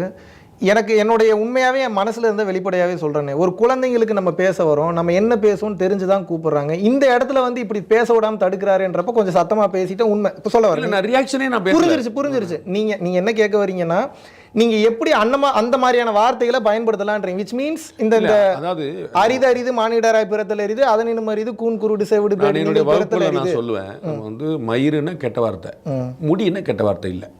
ஏன் ஒரு பொருளை தானே 2 சுட்டுது. அப்போ முதல் வார்த்தைக்கு சண்டைக்கு வரக்கூடியவன் 2வது வார்த்தைக்கு ஏன் அமைதியாக போகிறான்? அப்போ பொது வெளியில் எப்படி பயன்படுத்தணுங்கிறது ஒன்று கணக்கு இருக்குது. அது வந்து பேச்சாளர்கள் விட்டுருங்க. உங்களை மாதிரி நான் திரும்ப உங்களை இதை அழுத்தி கேட்குறேன். உங்களை மாதிரி ஆன்மீக பாதையில் இருக்கிறவங்க பிற உயிருக்கு சேவை செய்வதுன்னு கிளம்புறவங்க. அப்போ பிற உயிருக்கு சேவை செய்வதுதான் ஆன்மீகன்னு முதல் வரியிலேருந்து 100 முறை அதை மேற்கோள் காட்டுறவங்க. அப்போ பிற உயிர்களுக்கு ஒரு மனம் புண்பற்றக்கூடாது அப்படிங்கிற கவனம்ல முதல்ல நிற்கணும். வாடிய பயிரை கண்ட போதெல்லாம் வாடினா பயிரை கண்ட போதே வாடுறவர் வந்து உயிரை கண்ட போது எப்படி வாடுவார்? அப்போ இந்த மாதிரியான ஒரு உணர்வுகள் உங்களுக்கு இருந்திருக்குது அப்படின்னா அதை எப்படி ஆசையாக ஒன்றும் பிரச்சனை இல்லை நான் ஓடி வரேன் அப்படின்னு இல்லாமல் அதற்கான காரணம் இதுன்னா கிட்டத்தட்ட அது பழி சொல்கிறது போல் ஆயிரும் இல்லையா நீங்கள் பயன்படுத்தின வாக்கியங்கள்? சில நேரங்களில் வந்து ஒரு மனிதன் எல்லா நேரத்துலையும் அவேர்னஸில் இருக்க முடியறதில்லை. அந்த நேரத்தில் என்னுடைய கோபத்திற்கு உண்டான காரணம், சத்தமாக நான் பேசுறதுக்கு உண்டான காரணம், ஒரு குழந்தைங்களுக்கு இந்த பிறவி பயனை பற்றி வெளிப்படுத்தும் போது இப்படி சொல்றாரே இப்படி தடுக்கிறாரேன்றதோட வெளிப்பாடு நான் சொல்றேன். நான் சரியா கன்வே பண்ணலாம்னு நினைக்கிறேன். நான் அந்த பார்வை மாற்றுத்திறனாளி ஆசிரியர் சொன்ன எந்த வார்த்தை தவறுன்னு சொல்லுங்க, நான் டைரக்ட் தவறுன்னே நான் சொல்ல வரல. ஒவ்வொன்றுக்கும் ஒரு விதம் இருக்குன்னு நான் சொல்ல வரேன். நான் வந்து திரும்ப ஒன்று உங்களுக்கும் அந்த ஆசிரியருக்கும் நடந்த விஷயத்தை நான் பேசல. அதை நான் புரிஞ்சு நானே எப்படி ரியாக்ட் பண்ணுவேன். நான் இல்லைன்னு சொல்ல, நான் வந்து அப்படிலாம் நிதானமாக வந்து யாராலும் பண்ணுவேன். அதனால வந்து அது என்ன ஒரு ரியாக்ஷன் வரும்போது எப்படி வரும்னு தெரியாது. நீங்கள் ஒரு லெக்சர் கொடுக்குறீங்க இல்லை, நான் லெக்சர் பற்றி மட்டும் தான் பேசுகிறேன். அந்த லெக்சர் வந்து இட் வாஸ் வெரி கம்போஸ்ட். அது சத்தமாக சண்டையாக சச்சரவாக இல்லாமல் நிதானமாக குழந்தைகளுக்கு பெற்றோரை பற்றி மற்றோரை பற்றி உணர்வுகளை பற்றி ஆசிரியர் பெருமக்களை பற்றி எல்லாத்த பற்றியும் பேசிட்டு போகுது. அப்படி பேசிக்கிட்டு போகும்போது தான் இந்த விஷயங்கள் சொல்லுது. இந்த விஷயங்கள் சொல்லப்படும் போது தான் அவர் உணர்வுபூர்வமாக தூண்டப்படுறார். சரிங்களா? இந்த இடத்துல தான் நிற்கிறேன். அவர் தூண்டப்படுறாரு, நான் கட் பண்ணிடுறேன். அந்த பக்கம் நான் போகவே இல்லை. அதுக்கு முந்தின தொடர்ந்து அப்போ அந்த குழந்தைகளுக்கு வந்து நீங்கள் என்ன பாஸ் பண்ணுறீங்க?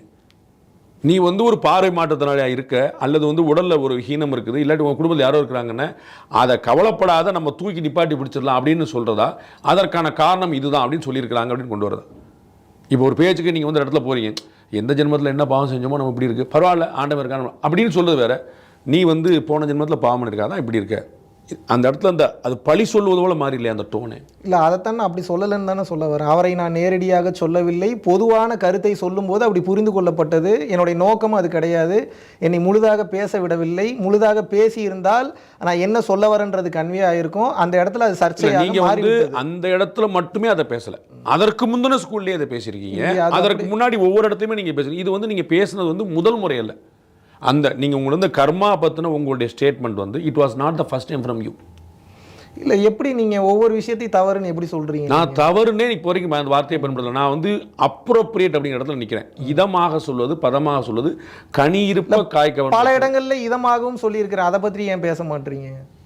அதை பார்க்கலன்னு எடுத்துக்கலாமா? நான் வந்து 100 பேருக்கு டெய்லி அன்னதானம் பண்ணுறேன், 2 பேர் தான் கொண்டிருக்கிறேன். நீங்கள் ஏன் 100 பேருக்கு அன்னதானம் பண்ணது? இதுவும் ஒன்றாகாதே. அதுதான் சொல்கிறேன். நீங்கள் நான் எல்லாத்தையும் நல்லா பேசியிருக்கேன்னா அது உங்களுடைய நெறி, அது வந்து பண்ணி ஆகணும். இல்லை, நான் அந்த இடத்துல நான் ஏற்றுக்கிறேன், இதமாக பேசி இருந்திருக்கணும். அந்த இடத்துல நான் பண்ணது தவறு தான்.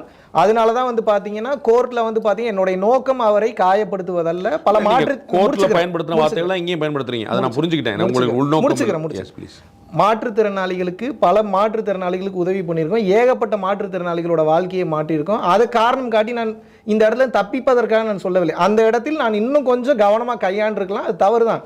அதற்காக என்னுடைய நோக்கமே என்னுடைய டீச்சிங்ஸ் எல்லாமே தவறுன்னு எப்படி நீங்கள் சொல்லுங்கள்? நான் தவறுங்கிற வார்த்தையை இப்போ வரைக்கும் ஒரு தடவை பயன்படுத்தலை, இனிமேலும் பயன்படுத்தணும்னு தெரியல. நான் அந்த இடத்துக்குள்ளே போல. என்னுடைய கேள்வி என்னென்னா, வார்த்தைகளில் உள்ள பிறழ்ச்சி வந்து எல்லா மனிதனுக்கும் நடக்கும். அது வந்து அதில் அப்படி வராத ஒரு ஆளே கிடையாதுங்கிற நம்ம எல்லாரும். சூப்பர் ஸ்டார் ரஜினிகாந்தில் வந்து நிறைய பேர் ட்ராவல் பண்ணியிருக்காங்க. கொள்கை என்னன்னு கேட்டாங்க, எனக்கு அப்படியே தலை சுத்திருச்சு அப்படின்னு சொல்லி அது மாதிரி எல்லாரும் வேறு வேறு இடத்துல சந்தர்ப்பங்களை பண்ணுறாங்க. நம்ம கஸ்தூரி அவர்கள் பார்க்குறோம். அது மாதிரி மனிதர்கள் வந்து வார்த்தைகளை ஒன்று விடுறது வந்து ரொம்ப இயல்பாக பார்க்குறோம். அது ரொம்ப இருக்குது. ஆனால் உங்களைப் போல நான் 1000 பேருக்கு 1000 விஷயங்கள் சொல்கிறேன்னு கிளம்புறோம். நாங்கள் சாமானியர்கள். நாங்கள் ரோட்டில் போகிறோம், வீட்டில் போகிறோம், சண்டை நீங்கள் போகிறோம். சாமானியர்கள் சொல்லாதீங்க. நான் ரொம்ப சாமானியன். நான் வீட்டில் அடிக்கடி பண்ணிக்கிட்டு இருக்கோம். நாங்கள் சாதாரண இயல்பான வாழ்க்கை. நீங்கள் அப்படி சொல்கிறீங்க, நான் சொன்னால் கேட்க மாட்டேன். நானும் சாமானியன் தான். நானும் ஒரு 4 பேர். நீங்கள் ஒரு 1000 பேர் மத்தியில் பேசும்போது அங்கே தானே உங்களுக்கு வந்து இது தேவைப்படும் சொல்கிறேன். இப்போ நாங்கள் எங்கள் கேமராமேன் இருக்காரு. இல்லை, அதுக்கு நான் அப்பயே பதில் கொடுத்துட்டேன்னு நினைக்கிறேன். இன்னும் இதமாக பேசி இருந்திருக்கலாம். அந்த நேரத்தில் இதமாக பேசவில்லை. அதை நான் ஏற்கிறேன்னு சொல்லிட்டீங்க. அது எங்கே மிஸ் ஆகுது? நான் வந்து நீங்கள் பேசுகிற திரும்ப நீங்கள் பேசுகிற தப்புங்கிற இடத்துக்கு நான் போகவே இல்லை. நான் வந்து இது மாதிரியான ஒரு கவனமற்ற வார்த்தைகள் வந்து எல்லாருக்குமே வரும்ன்றேன். அதில் எனக்கு 140 கோடி மக்களுக்கு வரும். உங்களை போன்ற பாதையில் இருப்பவர்கள் எப்படி வரும் நான் கேட்குறேன். நீங்கள் தானே அடுத்த லேயரில் இருக்கிறீங்க.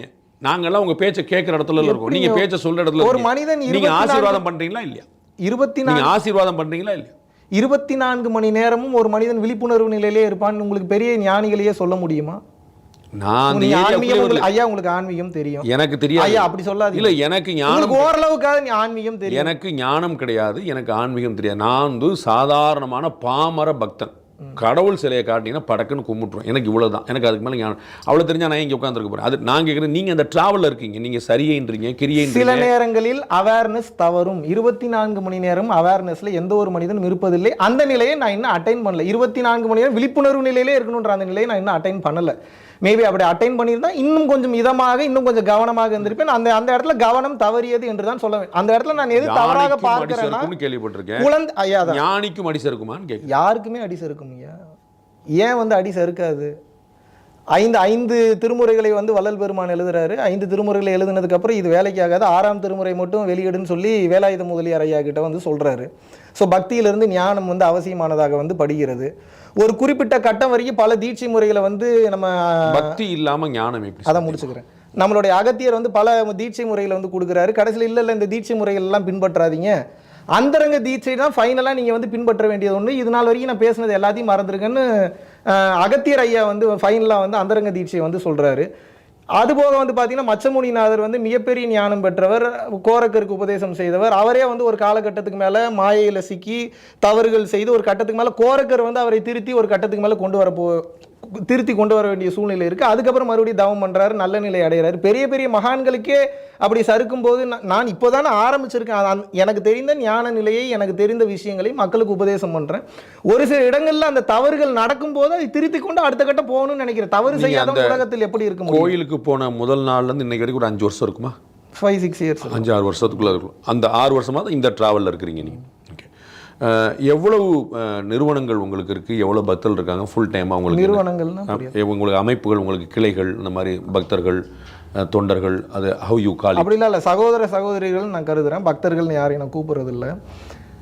இப்போ வரைக்கும் வந்து பார்த்தீங்கன்னா மலேசியா, சிங்கப்பூர், துபாய், அது போக வந்து பார்த்தீங்கன்னா ஆஸ்திரேலியா, ஸ்ரீலங்கா, இந்தியா, கிட்டத்தட்ட இந்த 6 நாடுகளுக்கு வந்து தொடர்ச்சியாக வந்து நிகழ்ச்சி பண்ணி, தாய்லாந்துலேயும் வந்து இதுக்கு முன்னாடி வந்து சத்சங்கங்கள் வந்து பண்ணியிருக்கோம். எல்லா இடங்கள்லையுமே உங்களுடைய சகோதர சகோதரி எத்தனை பேர் இருக்கான்னு தெரியாது. நாங்கள் ஓரளவு தெரிஞ்சவங்க எல்லாருமே இருக்காங்க. சேனல், யூடியூப் சேனல் பரம்பொருள் ஃபவுண்டேஷன் இருக்கிறனால அதை பார்க்குறவங்க உலகம் ஃபுல்லாகவே ஆல்மோஸ்ட் வந்து இருக்காங்க. இல்லை, இந்த நாடுகள்லாம் இப்போதைக்கு கவர் பண்ணியிருக்கோம். நீங்கள் உங்களுடைய அன்றாட ரொட்டீன், உங்களுடைய பரம்பரை ஃபவுண்டேஷன்ல அன்றாட ரொட்டீனாக என்ன வச்சுருக்கீங்க நீங்கள் செய்யக்கூடிய செயல்களை, அந்த ஃபவுண்டேஷனுடைய செயல்கள், ஆக்டிவிட்டீஸ்?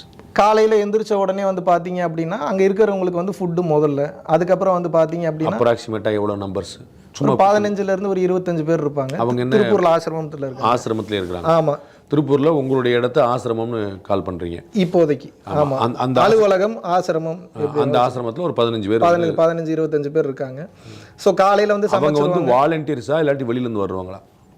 ஒரு சில பேர் அங்கே தங்கி வேலை பார்க்குறாங்க, ஒரு சில பேர் வெளியிலேருந்து சமைச்சு கொடுத்துட்டு வெளியே போவாங்க. எல்லாருமே சம்பளத்துக்கு தான் இருக்காங்க, யாருமே சரி, நம்ம வந்து தானமாக கொடுக்கறது வந்து வெளியில் யாருக்கா கொடுக்குறோமா இல்லை இந்த 15-20 பேருக்கே கொடுத்துக்கிறோமா? இல்லை, வெளியே கொடுக்குறோம்.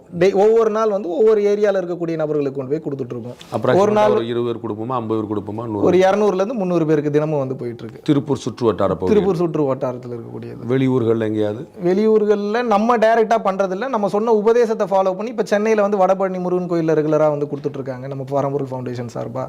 இப்போ அடுத்து வந்து திருப்பூரில் கொடுக்க ஸ்டார்ட் பண்ண போகிறாங்க, சிங்கப்பூரில் கொடுத்துட்ருக்காங்க, மலேசியாவில் ரெகுலராக கொடுத்துட்ருக்காங்க, மற்ற நாடுகளில் நம்ம சொல்லி கொடுத்துட்ருக்காங்க. இது வந்து வள்ளலாருடைய இன்ஸ்பிரேஷனா? வள்ளலாரும் ஒரு இன்ஸ்பிரேஷன். தர்மத்திற்கு வள்ளலார் ஒருத்தர் மட்டும் சொல்ல, திருமூலர் சொல்லியிருக்கிறாரு, நல்லா இருக்குன்னு சொல்லி நம்மளுடைய அகப்பை சித்தர் வந்து சொல்லியிருக்கிறாரு, குதம்பை சித்தர் வந்து சொல்லியிருக்கிறாரு. தர்மம் தான். ஆடு நாடு தேடினும் யானை சேனை தேடினும் கோடி வாசி தேடினும் குறுக்கே வந்து நிற்குமோ, ஓடியிட்ட பிச்சையும் உகந்து செய்த தர்மமும் சாடி விட்ட குதிரை போல் தர்மம் வந்து நிற்குமே, சிவவாக்கியர் சொல்லியிருக்கிறாரு. தர்மத்தை தானே எல்லா மதங்களும் அதுதானே வலியுறுத்துது. ஈவன் நம்ம இஸ்லாத்துலையுமே வந்து பார்த்திங்கன்னா தர்மத்தை தான் முன்னிறுத்துறாங்க, நம்ம கிறிஸ்டியானிட்டியுமே வந்து தர்மத்தை தான் வந்து முன்னிறுத்துறாங்க. ஸோ தர்மத்தை முன்னே வைத்து பேசக்கூடிய அந்த மக்கள் யார் நல்லது செய்தாலும் அதற்குண்டான பலனை இறைவன் தருகிறார். அந்த வகையில் பார்க்கும்போது சித்தர்கள் சொன்ன ஆல்மோஸ்ட் கருத்து தர்மம் தான்.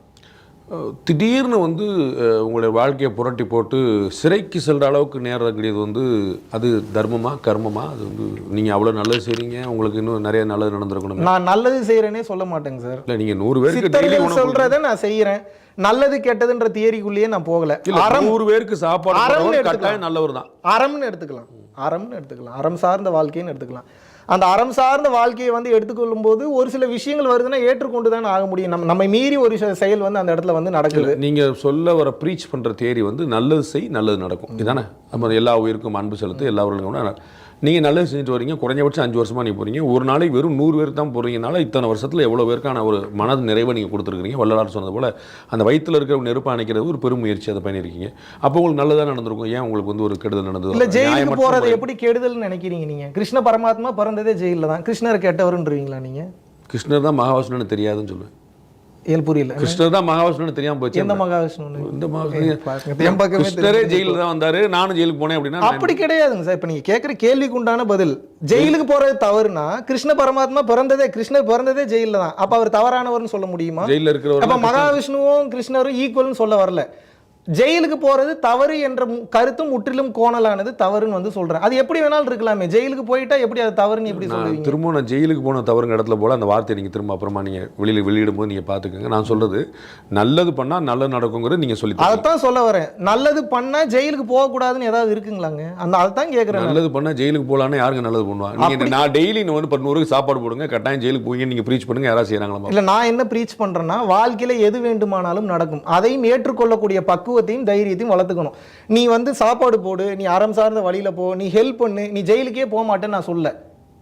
அவரவர் செய்த கர்ம வினைகளுக்கு தகுந்தாற் போல ஒருவருடைய வாழ்க்கையில் எது வேண்டுமானாலும் நிகழலாம். அதை ஏற்றுக்கொள்ளக்கூடிய தைரியத்தையும் மனப்பக்குவத்தையும் இந்த ஆன்மீகம், இந்த உண்மையாகவே இந்த ஆன்மீகம் வந்து 100% ஒரு மனிதனுக்கு கொடுக்கும். அந்த பக்குவத்தை தைரியத்தை வளர்த்துக் கொள்வதுதான் ஆன்மீகம். 2 கேள்வி இதில். ஒன்று, இதில் எதுவுமே புதுசு கிடையாது, காலகாலமாக எல்லாருமே சொல்லிட்டாங்க. நீங்களே சொன்னது போல் எல்லா சித்தர்களும் சொல்லிட்டாங்க, எல்லா மரபுகளையும் சொல்லிட்டாங்க, எல்லா பேரும் சொல்லிட்டாங்க. அப்போ ஏற்கனவே தெரிஞ்ச விஷயத்த சொல்கிறதுக்கு ஒரு மகாவிஷ்ணு இருக்குது. ஏன் இருக்கக்கூடாது? இன்னும் 1000 மகாவிஷ்ணு தேவைன்னு சொல்கிறேன். இன்னும் 1000 பாண்டே சார் வேணும்னு சொல்கிறேன். இன்னும் 1000 மற்ற நபர்கள் இருக்கணும்னு சொல்கிறேன். பத்த மாட்டீங்க. இதில் இன்னும் பல பேருக்கு இந்த மக்களுக்கு வந்து ஆன்மீகம் சார்ந்த கருத்துக்கள், அறம் சார்ந்த விஷயங்கள் இன்னும் போய் சேரலன்னு தானே சொல்ல முடியும். வந்து அரியலூர்ல விவசாயம் பண்ணிட்டு இருக்கக்கூடிய முருகேசன்ங்கிற ஒரு விவசாயி வந்து, முருகேசன் வீட்டு பக்கத்தில் இருக்கக்கூடிய இன்னொரு முருகேசன் சொல்லி தரலான்ற அந்த முருகேசன்கிற விவசாயி செல்ஃப் கண்டென்ட்டாக இருக்கிறார். அவர் வந்து வெள்ளம் அடிச்சுட்டு போயிருது, நெல்லெல்லாம் வாடி போயிருது, ஐயோ கடவுள் என்னுடைய பாடாப்படுத்திட்டானே அப்படின்னு சொல்லிட்டு அடுத்த விவசாயத்துக்கு ரெடியாகிறார். அவர் வந்து யாருமே இப்போ முருகேசனுக்கு சொல்லி கொடுத்தே ஆகணுன்றது என் நோக்கம் இல்லை. அவசியப்படுபவர்கள், இதை கற்றுக்கொள்ள வேண்டும் என்று நினைப்பவர்கள் தாராளமாக வந்து கற்றுக்கொள்ளலாம். விருப்பப்படுறவங்க கற்றுட்டு போகிறாங்க. ஃபீஸ் கொடுத்து கிளாஸ் கொடுத்து வர்றவங்க ஃப்ரீயாகவும் கொடுக்குறோமே. 100 மாணவர்களுக்கு இப்போ நம்ம பௌர்ணமி கிளாஸ், இப்போ இன்னைக்கு சிவராத்திரி கிளாஸ் ஒன்று இருக்குது.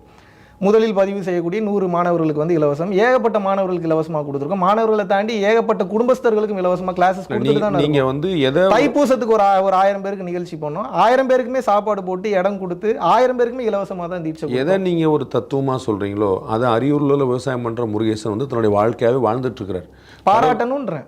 நல்ல விஷயம் இல்லை, அவர் ஏற்கனவே தெரிஞ்சிருக்கின்ற ஒன்று, இதை எல்லாருமே சொல்லியிருக்கிறாங்க.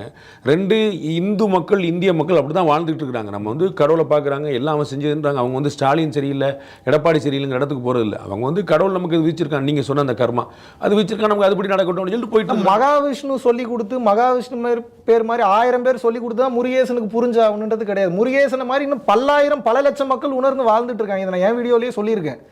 அவசியப்படுபவர்கள் வந்து கற்றுக்கொள்ளட்டும், தவறு இல்லையே.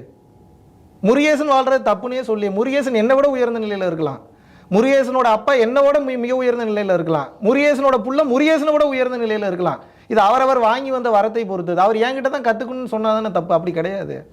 அந்த பேச்சு, அதோடைய விளைவு, அதோடைய எதிர்வினைகள் இதுக்கு பின்னாடி வந்து ஏதாவது ஒரு சதி இருக்கும், ஒரு உள்நோக்கம் இருக்கும், ஒரு திட்டமிட்ட செயல் இருக்கும்னு நினைக்கிறீங்களா, இல்லாட்டி அது நடந்தது நேர்ந்ததுன்னு நினைக்கிறீங்க? இல்லை, நான் அப்படி எதுவும் சதியா அப்படிலாம் பார்க்கல. அந்த நேரத்தில் இறைவன் ஏதோ ஒரு காரணத்திற்காக அதை வந்து வெளிப்படுத்தி இருக்கிறார்.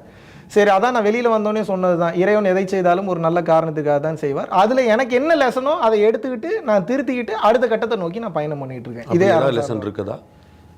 இன்னும் கொஞ்சம் கவனமாக பேசணும். பப்ளிக்கில் இருக்கும்போது வந்து பார்த்தீங்கன்னா இன்னும் வந்து நீங்கள் சொன்ன மாதிரி இனிய உளவாக இன்னாத கூறல் கனி இருப்ப காய் கவர்ந்தட்டுன்ற மாதிரி இன்னும் கொஞ்சம் கவனமாக பேசணும் அப்படின்ற அந்த ஒரு முடிவுக்கு வந்திருக்கேன். அது உங்களுக்கான ஒரு பெரிய லெசனாக இருந்திருக்கு. அந்த லெசன் நான் கற்றுக்கிட்டு இருக்கேன். ஜென்ரலாக கவனமாக தான் இருப்பேன். அந்த நேரத்து இதுக்கு நான் வேற ஒரு காரணம் சொல்லுவேன், அதை ஏற்றுக்கொள்கிற மாதிரி இருக்காது. அதனால ஓகே, அந்த ஒரு விஷயத்திற்கு உண்டான அந்த விளைவை நானே ஏற்றுக்கொள்கிறேன். நிறைய இந்த காலத்தில் நம்ம வந்து நிறைய நவீன யுக குருக்கள் பார்க்குறோம். அது வந்து மாடர்ன் குருஸ், செல்ஃப் ஸ்டைல்டு குருக்கள் பார்க்குறோம். அந்த லிஸ்ட்டில் உங்களை சேர்க்கலாமா? நம்ம வந்து ஒரு கடவுள், இறைவன், கோவில் அப்படின்னு ஒரு வழிபாடு நடத்துகிற ஒரு ஏனே அந்த அந்த அந்த பிராண்டே வைக்க, நான் ஒரு வழிகாட்டி அப்படி வச்சுக்கோங்க, ஒரு ஜிபிஎஸ் சிக்னல் மாதிரி அந்த பாதைக்கு போகிறதுக்கு உண்டான வழியை காட்டக்கூடிய ஒரு வழிகாட்டி. குரு என்னை பொறுத்த வரைக்கும் அவரவர் உபதேச குரு, சூட்சம குருன்னு 2 பேர் இருக்காங்க. உபதேச குருன்றவங்க உபதேசத்தை சொல்லிக் கொடுக்க முடியும். சூட்சம குருன்றவர் தான் உண்மையான தத்துவத்தை, சாகா கல்வியை, மெய்ப்பொருள் தத்துவத்தை, திருச்சிற்றம்பல கல்வியை உள்ளே இருக்கக்கூடிய குரு தான் சொல்லித்தர முடியும். வெளியே இருக்கக்கூடிய குரு எவ்வளோ சொல்லிக் கொடுத்தாலும் புரிந்து கொள்ள முடியாது. ஸோ என்னை உபதேச குருன்னு கூட சொல்லலை, ஒரு வழிகாட்டி. சத்குரு ஜக்கிவாஸ்தேவ் வந்து ஜிபிஎஸ் அப்படிங்கிற நீங்கள் பயன்படுத்தின வார்த்தையை பயன்படுத்துகிறாரு, சொன்னார். ஆமாம், அவர் சொல்கிறாரு. அவர் வந்து குளோபல் பொசிஷனிங் சிஸ்டத்துக்கு பதிலாக குரு பொசிஷனிங் சிஸ்டம், குரு பொசிஷன், நான் குளோபல் பொசிஷனிங் சிஸ்டம் தான் நான். அவர் வந்து அந்த ஜிபிஎஸ் வந்து குரு பொசிஷனிங் சிஸ்டம்னு கன்வெர்ட் பண்ணுறாரு. ஸோ இந்த நான் சொல்ல அந்த கடவுள் தன்மையில் கைடு அப்படிங்கிற அந்த வழிகாட்டி அப்படிங்கிற ஒரு இடம் வந்து நாம் நமக்கு எடுத்ததா, நமக்கு காலம் கொடுத்ததா? இதை எப்படி நான் சொல்ல முடியும்? நாம நமக்கு உங்களை பற்றி தான் கேட்குறேன். இல்லை, என்னை பொறுத்த ரெண்டும் ஒன்று தான் சொல்கிறேங்க. நாம நமக்கு எடுத்துக்கிட்டதுன்னு சொன்னாலும், காலம் நமக்கு கொடுத்ததுன்னு சொன்னாலும் அது கொடுக்கப்பட்டது தானே. எப்படி ரெண்டு இங்கே கிடையாது? அத்வைதம்ன்றாங்க ஒருத்தங்க துவைதம்ன்றாங்க. ரெண்டுமே ஒன்று தானே அட் த எண்டு. எப்படி ஒன்றா இருக்கும்? துவைதம்னா 2ன்னு அர்த்தம். துவைதம்னா 2. துவைதம் 2 இல்லைன்னு அர்த்தம். துவைதம்னா என்ன? 2ன்றாங்க. அது பெருசுப்பா, அதுல இருந்து வந்த சிறுசுன்றாங்க. ரெண்டு ஒன்று தானே. இல்லை, அப்படி சொல்ல. துவைத்தம்னா 2, பெருசு சிறுசு வந்து அடுத்த சண்டை. துவைத்தம்னா 2 தான். ஆனா மேட்டர் தான். துவைத்தம்னா 2 இல்ல. ஆனா துவைதம்னா என்னன்னா பேரொலியில் வந்து சிறு ஒலி. இந்த பிரச்சனை பல வருடங்காலமாவே இருக்கு. ஆனா என்னை பொறுத்த வரைக்கும் நான் 2ஐயும் ஒன்றாக தான் பாக்குறேன். அவங்க வந்து கடல் தண்ணீரில் இருந்து ஒரு கிளாஸ் வாட்டர் எடுத்தாலும் உங்களுக்கு தண்ணியினோட குவான்டிட்டி கம்மியா இருக்கும், இருந்தாலும் அது கடல் தண்ணீர் தான். ஆமா, அதான் அப்படித்தான் பாக்குறேன். அதான் துவைதம்னு பாக்குறேன்.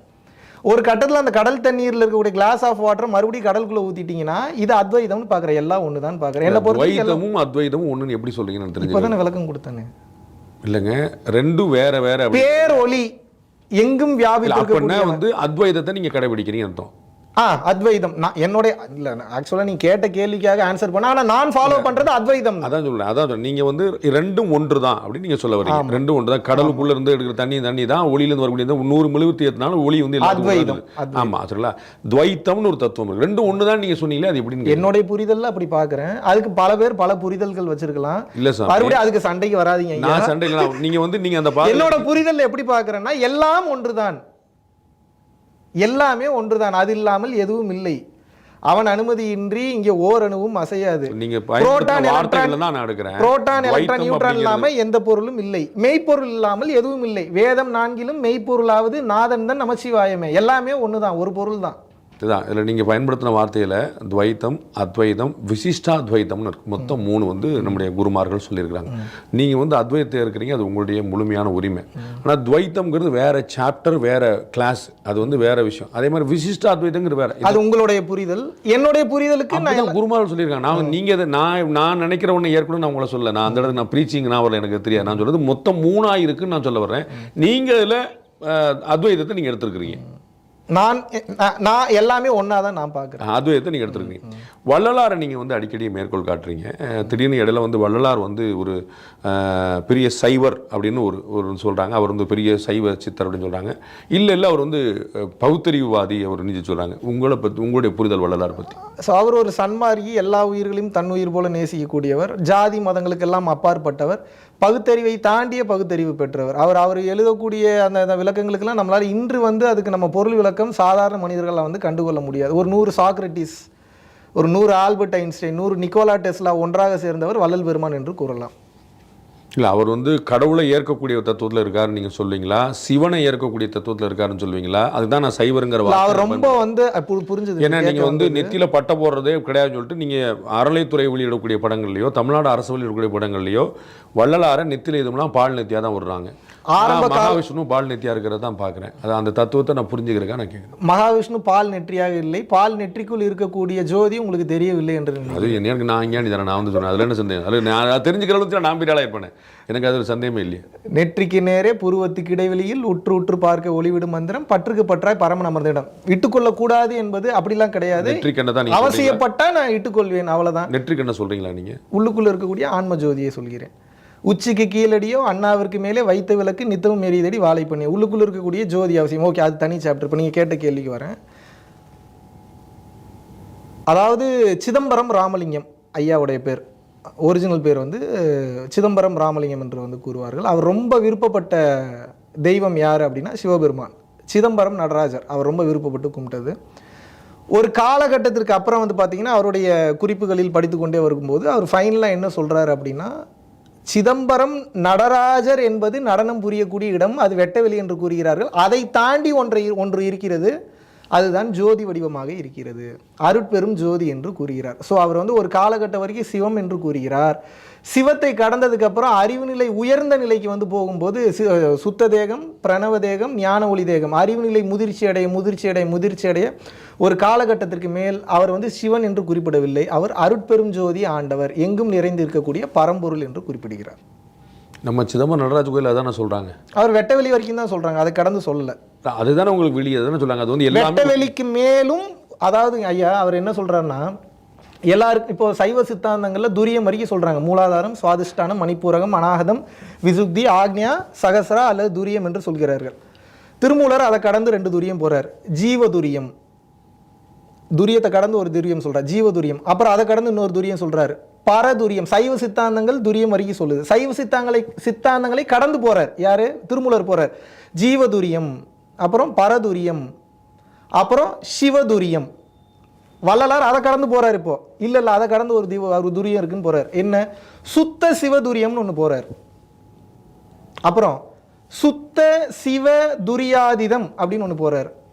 அப்புறம் அருட்பெருஞ்சோதி நிலை, துவாதசாதம், அப்புறம் அருட்பெருஞ்சோதி நிலை வரைக்கும் போறார். இப்போ எங்க வெட்டவெளி ரொம்ப கீழ்நிலையில தான் இருக்கு. வெட்டவெளி சிதம்பரம் நடராஜர் அவர்களுடைய தரிசனம் என்பது வெட்டவெளி ரகசியம், ஒன்றும் இல்லைன்னு காட்டுறாரு. வள்ளல் பெருமான் என்ன இருக்கிறாருன்னா, திருவருட்பால சுத்த சன்மார்க்கத்தில் என்ன குறிப்பிடுறாருன்னா, இல்லை வெட்டவெளியையும் தாண்டி சிவனை முழுமையாக ஏற்றுக்கொண்டவர். சிவதுரியம்னு சொன்னீங்களே, சிவதுரிய அதீதம்னு சொன்னீங்களே, அதெல்லாம் சிவன் கிடையாதா? இல்ல அவர் சொல்றாரு, அதுக்கு இல்ல நீங்க சிவனை இல்ல வள்ளலாரை தான் கேட்கணும். நீங்க அவர் எழுதுனதை நீங்க ஃபாலோ பண்றீங்க. நீங்க சொன்னல எனக்கு தெரிஞ்ச அளவுக்கு சொல்றேன். நீங்க என்ன ஒரு 5-6 படியில சொல்றீங்க, எதுவுமே புரியல எனக்கு. அதனால நான் இல்ல எனக்குமே அவர் சிவனை தாண்டி போயிட்டாருன்னு சொன்னீங்க, சைவத்தை தாண்டி போயிட்டாருன்னு சொன்னீங்க. நீங்க பயன்படுத்திட்டே வர வார்த்தையில கவனிக்கிறேன். சிவதுரியம் அப்படின்னு சொல்றீங்க, ஜீவதுரியம் சொல்றீங்க, பரதுரியம் சொல்றீங்க, சிவதுரியம் சொல்றீங்க, சிவதுரிய அதீதம்னு சொல்றீங்க. சுத்தி சிவன் தானே வர்றாருன்னு வச்சேன். அவர் எழுதியிருக்கிறது சொல்றேன்.